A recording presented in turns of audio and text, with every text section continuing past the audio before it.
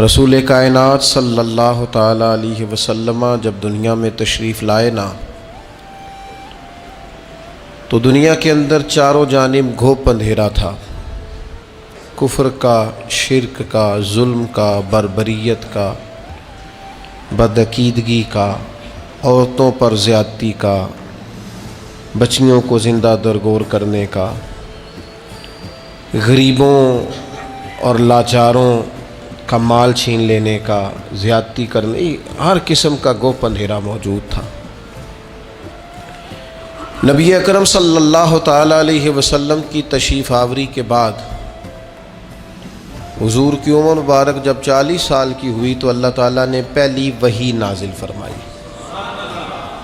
اب اس پہلی وحی کے اندر چونکہ بہت سارے اندھیرے تھے، بہت ساری آزمائش تھی، سوال یہ تھا کہ سب سے پہلا حکم کیا ہے؟ سب سے پہلے توحید کی بات کی جائے، سب سے پہلے غریب کی بات کی جائے، سب سے پہلے عورتوں کے حقوق کی بات کی جائے، سب سے پہلی بات کیا کی جائے؟ لیکن قربان جائے، جب پہلی وحی نازل ہوئی ہے تو پہلی بات یہ کی گئی کہ اقرا، پڑھیے، اقرا بسم ربک الذی خلق، پڑھیے اپنے رب کے نام سے جس نے پیدا کیا ہے۔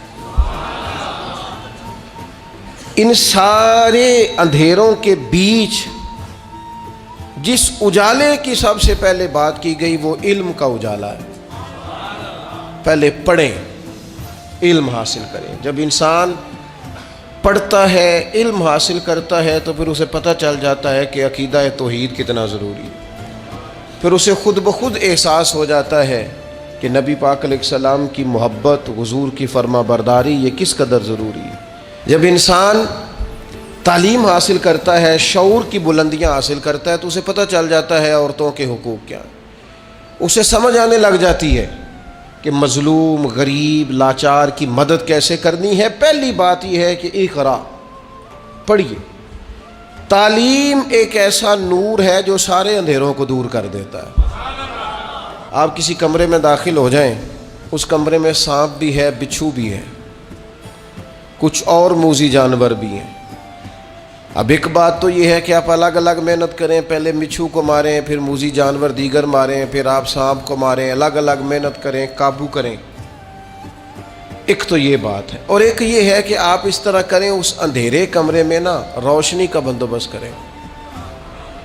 آپ اس میں چراغ جلا دیں، سانپ بھی دوڑنا شروع کر دے گا، نکل جائے گا، بچھو بھی نکل جائے گا، چونکہ یہ سب اندھیرا ڈھونڈتے ہیں۔ آپ روشنی کر دیں، یہ نکل جائیں گے سارے۔ علم کی روشنی آپ دنیا کے اندر پیدا کر دیں، اندھیرے ویسے ہی سارے دور ہو جائیں گے، اندھیرے دور ہو جاتے ہیں۔ شرط کیا ہے؟ اقرا بسم ربک الذی خلق، پڑھیے اس رب کے نام سے جس نے پیدا کیا۔ تعلیم جب انسان اپنی زندگی میں لے آتا ہے، اور تعلیم جب انسان حصول کی کوشش شروع کر دیتا ہے، میں علم کی تقسیم دو طرح سے کیا کرتا ہوں۔ میری رائے ہے کہ علم دو ہیں، ایک علم خالی علم ہے اور ایک علم نافع ہے۔ ایسا علم جو شخص حاصل کرتا ہے جس سے کوئی نفع حاصل نہیں ہوتا تو اس علم کی کوئی ضرورت نہیں، لیکن وہ علم جس سے نفع حاصل ہو، وہ دینی علم ہو یا کسی ہنر کا علم ہو، کسی ٹیکنالوجی کا علم ہو جس سے انسانوں کا فائدہ ہو، وہ سارے علوم جو فائدہ مند ہوں وہ علم ہیں۔ مولانا صاحب بڑے عالم ہیں، بڑے فقیہ ہیں، بڑے زبردست ہیں، بات بڑی مضبوط کرتے ہیں اور استدلال بڑا عمدہ کرتے ہیں اور قوت استدلال بڑی رکھتے ہیں، لیکن اگر مولانا کو مائک چلانے والا مائک ہی نہ چلا کے دے اور بنانے والا بنا کر ہی نہ دے تو وہ بات آگے پہنچائی جا سکتی ہے۔ تو یہ جس بندے نے اس کا علم حاصل کیا، اس کا علم بھی علم نافع ہے، اس نے بھی فائدہ کیا ہے۔ مدرسہ قائم کیا جائے گا، اس میں تعلیم کی بات ہوگی، ویسٹ کوٹ پہن کے مولانا ہی بیٹھیں گے پڑھانے کے لیے، لیکن جس نقشہ نویس نے اسے بنایا ہے نا، مرتب کیا ہے کس طرح کا بنانا ہے، اس کا علم بھی علم نافع ہے، اس کا علم بھی فائدہ مند ہے۔ شخص نے، معمار نے، مستری نے یہاں اینٹیں لگائی ہیں، کام کیا ہے، جس نے نگرانی کی ہے، اس کا علم بھی علم نافع۔ ہم ایک دوسرے کی ضرورت کو محسوس کریں، اور جتنے بھی علوم لوگوں کے لیے فائدہ مند ہیں ان سب علوم کی اہمیت کا اقرار کریں، اور پھر دنیا کے اندر سفر کریں تاکہ مسلمانوں کی آنے والی نسل علوم والی ہو، علم و حکمت والی ہو۔ ضرورت پڑ گئی تھی نا کشتی بنانے کی، تو بنائی نا کشتی حضرت نوح علیہ السلام نے۔ ضرورت پڑ گئی تھی نا کپڑے سینے کی، تو سیے نا کپڑے جناب ادریس علیہ السلام نے۔ ضرورت پڑ گئی تھی نا تو حضرت آدم علیہ السلام 1000 پیشہ جانتے تھے، 1000 زبانیں بولتے تھے۔ وَعَلَّمَ آدَمَ الْأَسْمَاءَ كُلَّهَا، رب فرماتے ہیں ہم نے آدم کو علم سکھایا ہے۔ لوگ تو کلی کا انکار کرتے ہیں، انہیں فرمایا کلہا، کل علم سکھائے جناب آدم علیہ السلام۔ حضرت آدم کی جو فضیلت ہے وہ بھی علم کی وجہ سے۔ علم کا حصول اور علم کی طرف اسلام کبھی بھی علم اور تحقیق سے عداوت نہیں رکھتا۔ اسلام کہتا ہے بار بار قرآن میں تدبر کرو، غور کرو، فکر کرو، معنی اخذ کرو۔ امام محمد رحمۃ اللہ علیہ ساری رات بستر پہ لیٹے رہے، ان کا شاگرد ساری رات قریب نفل پڑھتا رہا۔ کہتا ہے امام صاحب سویرے اٹھے، وضو بھی نہیں کیا، نماز کی نیت باندھ لی، اور میں اللہ اللہ کرتا رہا، اور دل میں ہلکا سا خیال بھی آیا تھا کہ جناب دیکھو میں نیک آدمی ہوں، میں نے اتنی عبادت کی اور امام صاحب سوئے ہوئے ہیں۔ فرماتے صبح جب وہ بیدار ہوئے اور بغیر وضو کے مصلی پہ کھڑا ہو گئے تو اب مجھے تشویش ہوئی۔ میں نے کہا حضور آپ سوئے نہیں؟ فرمایا نہیں۔ کہا حضور ساری رات باوضو لیٹے رہے؟ فرمایا ہاں۔ کہا حضور کیا کرتے رہے؟ فرمایا تم اپنے لیے کام کرتے رہے، میں نبی پاک کی امت کے لیے کام کرتا رہا۔ میں نے قرآن و حدیث سے 100 مسئلہ تدبر کر کے، غور کر کے عرض کیا، 100 مسئلہ نکالا میں نے۔ اس مسئلے میں امت کو کیا ضرورت ہے، اس میں امت کو کیا ضرورت ہے، اس سے کون کون سے مسائل لفظ ہوتے ہیں، 100 مسئلہ میں نے نکالا ہے۔ اس لیے نبی پاک علیہ السلام نے فرمایا عالم کی فضیلت عابد پر اس طرح ہے جس طرح میری فضیلت تم میں سے کسی چھوٹے پر ہے۔ علم کو حضور نے درجہ عطا کیا، نبی پاک علیہ السلام نے درجہ دیا، اور قرآن مجید نے کہا قُلْ هَلْ يَسْتَوِي الَّذِينَ يَعْلَمُونَ وَالَّذِينَ لَا يَعْلَمُونَ، اے محبوب آپ ان سے فرما دیں کیا علم والے اور علم نہ رکھنے والے برابر ہو سکتے ہیں؟ یہ کبھی بھی برابر ہے۔ علم کی حوصلہ افزائی، تعلیم کی حوصلہ افزائی۔ آج مسلمانوں کا مسئلہ یہ ہے کہ مسلمان فروغ علم پر کردار نہیں ادا کرتے، ادارے نہیں قائم کیے جاتے، تعلیمی بنیادوں کو مضبوط نہیں کیا جاتا۔ ہم غریب کی مدد کرنا چاہتے ہیں، بھوکے کو کھانا کھلانا چاہتے ہیں، کمزور کو کپڑے پہنانا چاہتے ہیں، لیکن جو اس کی اصل مدد ہے وہ کیا ہے؟ وہ اصل مدد تو یہ ہے کہ آپ اسے علم سکھائیں، اسے ہنر سکھائیں۔ پہلے 1 آدھ 2 4 لوگ تھے کھانا کھلانے والے، پھر کھانا کھلانے والے سینکڑوں ہوئے تو کھانے والے بھی ہزاروں ہو گئے۔ لیکن اگر ان لوگوں کو ہنر مند کیا جائے، تعلیم کا شعور دیا جائے، صرف روٹی کھلانا ہی صدقہ نہیں، غریب کو پیسے دینا ہی صدقہ نہیں۔ ابن ماجہ میں حدیث ہے، نبی پاک علیہ السلام نے فرمایا سب سے افضل صدقہ یہ ہے کہ بندہ علم سیکھے اور پھر دوسروں کو سکھائے، یہ افضل ترین صدقہ ہے۔ یہ بھی صدقہ کریں، تعلیمی اداروں کے قیام میں اپنا کردار ادا کریں، تعلیم کی مضبوطی میں اپنا کردار ادا کریں، تعلیمی بنیادوں کو طاقتور کرنے میں اپنا کردار ادا کریں۔ فروغ علم کی مضبوطی یہ امت کی مضبوطی ہے۔ پھر وہی بات، اگر علم آ جائے نا، اگر تعلیم کے ساتھ تربیت حاصل ہو جائے نا، اگر فہم و فراست حاصل ہو جائے نا، اگر وہ شعوری بلندی جو ایک مہذب قوم کا حصہ ہوتی ہے وہ اگر آ جائے نا، تو کوئی شخص بھی کوئی بھی لبادہ اوڑھ کے آ جائے فرق نہیں پڑتا۔ یہ جو علم ہوتا ہے نا یہ انسان کو بااعتماد کرتا ہے۔ آپ کے پاس حضرت شیخ الاسلام خواجہ قمر الدین سیالوی رحمۃ اللہ علیہ کے پاس ایک شخص آیا، چونکہ عالم تھے، اس نے آ کے کہا امام اعظم کی بات نہیں ماننی چاہیے۔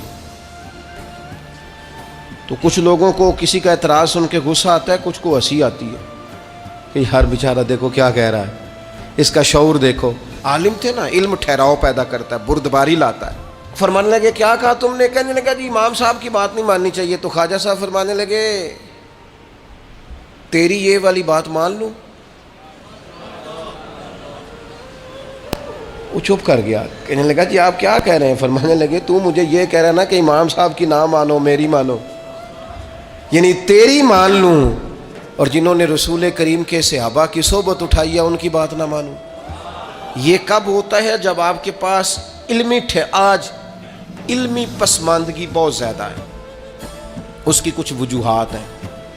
سب سے پہلا تو جو ہمارا غریب طبقہ ہے وہ کہتا ہے جی چھوڑیں جی پڑھ کے کیا کرنا ہے، کوئی چار پیسے کمائے، کسی کا میز صاف کرے، کسی کو چائے لا کے دے، کوئی موٹر سائیکلوں کا کام سیکھ لے، پڑھ کے کیا کرنا ہے.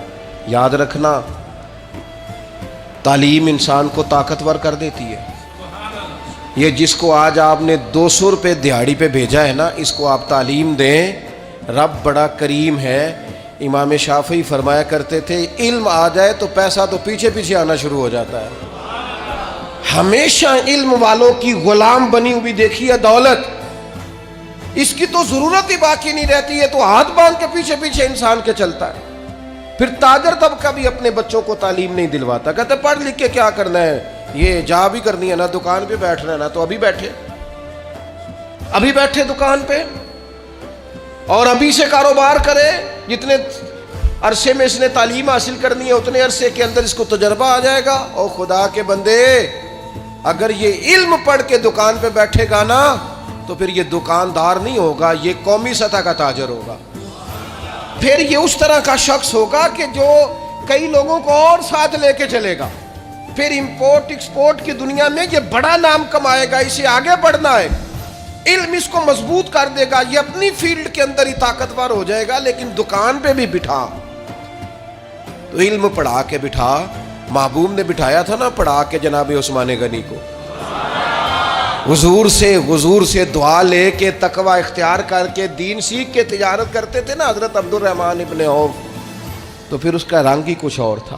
ایک تیسرا مسئلہ ہے جس کی وجہ سے تعلیم لوگ حاصل نہیں کرتے. ایک تیسرا مسئلہ ہے، وہ ہے فضول خرچی ہماری. ہم دیگر جگہوں پہ پیسے زیادہ خرچ کرتے ہیں، تعلیمی اداروں کی طرف ہماری توجہ. جتنے پیسے ہم شادیوں پہ اڑاتے ہیں نا، دعوتوں پہ لگاتے ہیں، ان سب کو سمیٹ لو، اپنے بچوں پہ لگا دو، ان کی تعلیم پہ لگا دو. آپ ان کو باشعور کر دو. ایک عربی شاعر کا مقولہ ہے، اس نے کہا تھا یتیم وہ نہیں ہوتا جس کا ماں باپ نہیں ہوتا، یتیم تو وہ بچے ہوتے ہیں جن کو کوئی تعلیم و تربیت نہیں دیتا. وہ یتیم ہوتے ہیں بچے جن کو کوئی تعلیم نہیں دلواتا، کوئی تربیت نہیں کرتا، وہ یتیم رہ جاتے ہیں. وہ لاوارث ہیں بنیادی طور پر، اس لیے کہ کسی نے بندوبست ہی نہیں کیا. موٹر سائیکل لے کے دیا، تو نے کتاب کیوں نہیں لے کے دی؟ تو نے اسے مہنگی گھڑی پہنائی ہے، تو نے اسے تفسیر کیوں نہیں لے کے دی؟ تو نے اسے مہنگا موبائل تھمایا ہے، تو نے اس کے ہاتھ میں رسول اللہ کے دین کی کتاب کیوں نہیں تھمائی؟ ہم نے فضول خرچیاں کی، ادھر کی ادھر کی، یہاں کی وہاں کی، لیکن اپنے بچوں کی تعلیم پر ہم نے خرچ تھوڑا کھائیں، سادہ لباس پہنے، لیکن سرمایہ بچوں کی تعلیم پر لگائیں. اور میں ہمارے ہاں آج کل محفلیں ہوتی ہیں، آپ محفل کرانے والے سے کہیں اللہ خیر کرے، اس کے پاس 10 لاکھ بھی ہے، ایتھے بھی جلسہ کرنا ہے اتنے بھی جلسہ کرنا ہے. اسے کہیں مدرسے پہ پیسے خرچ کرنے ہیں، کہنا دیاں گے تو 50,000 زکوٰۃ دا عیدو بعد. کیا مطلب؟ اب میں تو تھک گیا ہوں اس کام سے. میں کہتا ہوں جلسے تو وہ تو مطلب محفلیں تو وہ ہو رہی ہیں اور ہوتی رہیں گی، لیکن یہ عجیب بات ہے نا کہ جلسوں پہ جانے والے مولوی نعت خواں پیر وہ امیر ہوتے جا رہے ہیں اور مدرسے غریب ہوتے جا رہے ہیں. سارا کچھ ہو رہا ہے لیکن ہم وہ کام کرنے کو تیار نہیں جو اصل کام ہے، جس سے روح انقلاب برپا ہوگی. اس طرف ہماری توجہ نہیں. ادھر ادھر کا خرچہ جتنا مرضی کرا لیں. آپ دیکھ لیں کہ عرسوں اور قوالیوں پہ اور درباروں پہ اور کبوں پہ کتنا خرچ ہوتا ہے، اور مدرسوں پہ کتنا خرچ ہوتا ہے، کتابوں پہ کتنا خرچ ہوتا ہے. تو تعلیمی مزاج پیدا کریں، علم کو سپورٹ کریں، ہمیشہ تعلیمی اداروں کو سپورٹ کریں، اس طرف فروغ علم میں اپنا کردار ادا کریں. باقی نام و نمود کے لیے ادھر ادھر نکل جانا، ذاتی شہرت کے لیے کام کرنا، خدا را اس سے باہر آ جائے۔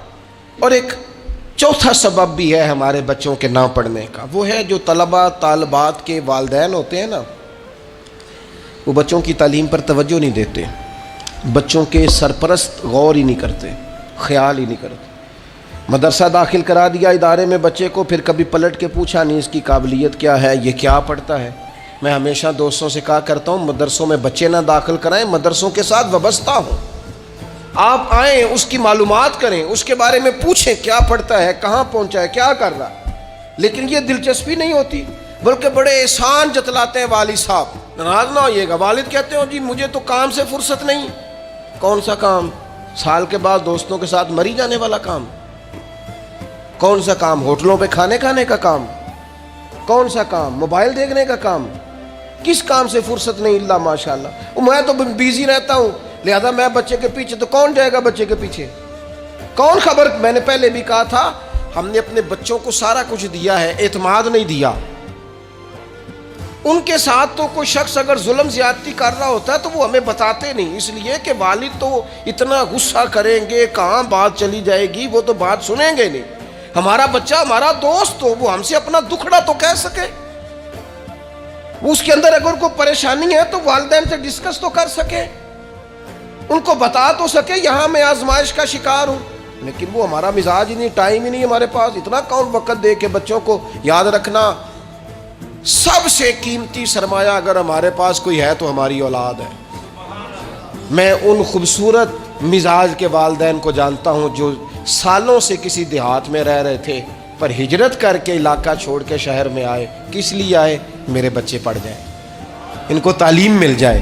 کس لیے انہوں نے ڈبل نوکریاں کی؟ میرے بچے پڑھ جائیں۔ تھوڑا سا بچوں کے پیچھے آئے، ان کی سرپرستی کریں، آپ ان سے پوچھیں کہ وہ کیا چاہتے ہیں، ان کے اساتذہ کے ساتھ اٹیچ ہوں۔ یہ بچہ ہے، نرم و نازک کومپل جو ہوتی ہے نا، اس کو کئی چیزوں کی ضرورت ہوتی ہے، پودے کو پانی بھی چاہیے، اسے مناسب نمی کی ضرورت ہے، اسے سورج کی تمازت کی ضرورت ہے، اگر اس کے ساتھ کوئی جڑی بوٹی آئے گی تو وہ کاٹنے کی بھی ضرورت۔ یہ ساری ضروریات بنیں گی تو پودا بڑا ہوگا۔ ہم یہ کام ہی نہیں کرتے، بچوں کی سرپرستی نہیں کی جاتی۔ اور ایک پانچواں سبب ہے تعلیم کے عام نہ ہونے کا، وہ یہ ہے کہ تعلیم بکتی ہے، تعلیم کی تجارت ہوتی ہے، یکساں نصاب تعلیم نہیں، یکساں معیار تعلیم نہیں ہے۔ تین چیزیں ایسی ہوتی ہیں جو کسی قوم میں کبھی نہیں بکنی چاہیے۔ ایک قانون، ہر شخص کو اس کے دروازے پر انصاف ملے۔ ایک صحت، کوئی کمپرومائز نہیں، کبھی کسی کی صحت پر سودے بازی نہ کریں۔ میں بڑے درد سے کہتا ہوں، صحت اور میڈیکل سے وابستہ لوگوں کے ساتھ تم جب کسی سے پوچھتے ہو نا کہ تمہارا علاج ہونا ہے، کتنے کو پیسے خرچ کر لو گے، جب تم یہ سوال پوچھتے ہو تو کبھی سوچتے ہو کہ اس جگہ اگر میرا کوئی اپنا ہوتا تو پھر بھی میں اس کی صحت پر تجارت کرتا؟ سوال پوچھتے ہو کتنے کو پیسے آپ خرچ کر لیں گے؟ اماں جی کو بڑا ہے، کوئی گھر میں کماتا ہے، نہیں تو پھر میں آپ کو سرکاری ہاسپٹل کا ایڈریس لکھ دوں، آپ وہاں چلے جائیں۔ کچھ تو خیال کریں، کچھ تو سوچیں۔ صحت پر بھی کمائی کی جائے گی، قانون پر بھی اور تعلیم کو بھی بیچا جائے گا۔ وہ عالم، وہ واعظ، وہ خطیب جس نے الف با تا سا سے لے کر بخاری شریف تک مفت پڑھا ہے استادوں سے، اسے کو کہتا ہے تقریر کرانی ہے تو کہتا ہے 40,000 ہے تمہارے پاس، تو 40,000 دے کے پڑھا ہے؟ تو نے پیسے دیے ہیں پڑھائی کے؟ یہ مزاج ختم کریں، تعلیم کو کبھی نہ بیچیں۔ تعلیم جب تک اس بنیاد پر نہ ہو ہم نے خیر خواہی کرنی ہے۔ ہمارے استاد صاحب فرمایا کرتے تھے طلباء سے فرما برداری کا بھی لالچ پیدا نہ کرنا، اس بات کا بھی لالچ پیدا نہ کرنا کہ یہ تمہارے جوتے اٹھا کے تمہارے سامنے رکھیں گے، انہیں خالص اللہ کی رضا کے لیے پڑھانا، رب تمہارے دلوں میں نور پیدا فرما دے گا۔ تعلیم کو تجارت بنا لیا گیا ہے، مزاج نہیں ہے۔ اب جس کے پاس پیسے ہیں وہ مہنگے ادارے میں اپنے بچوں کو پڑھا لے، جس کے پاس نہیں ہے، سرکاری بلڈنگیں بڑی بڑی ہیں اسکولوں کالجوں کی، لیکن وہاں اگر معیار کو ٹھیک کیا جائے وہاں، اور یہ جتنے لوگ بعد میں بڑا کالج بناتے ہیں نا، یہ سارے سرکاری اسکول میں پڑھے ہوئے ہیں۔ یہ جو بعد میں کہتے ہیں نا کہ میں نے 4000 روپیہ فیس لینی ہے پہلی کلاس کی، یہ خود 3 روپیہ مہینہ دیا کرتے تھے.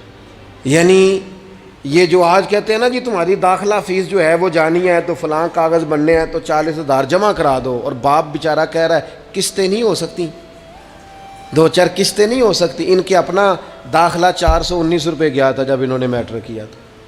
کیوں ہم بھول گئے اس وقت کو کہ جب ہمیں تعلیم کی ضرورت تھی تو کشادہ تھا ہمارے لیے مسئلہ، اور ہم نے لوگوں کے لیے تعلیم کو تجارت کبھی نہ بنائیں، تعلیمی مزاج پیدا کریں. ہاں یہ میں آپ کو صحیح بتاتا ہوں کہ جہاں تعلیم مفت ہوتی ہے نا وہاں کچھ قدر کم ہوتی ہے، لیکن اب اس کو دیکھ کر کیا ہم ان چیزوں کی تجارت شروع کر دیں گے جو چیزیں ٹھیک نہیں؟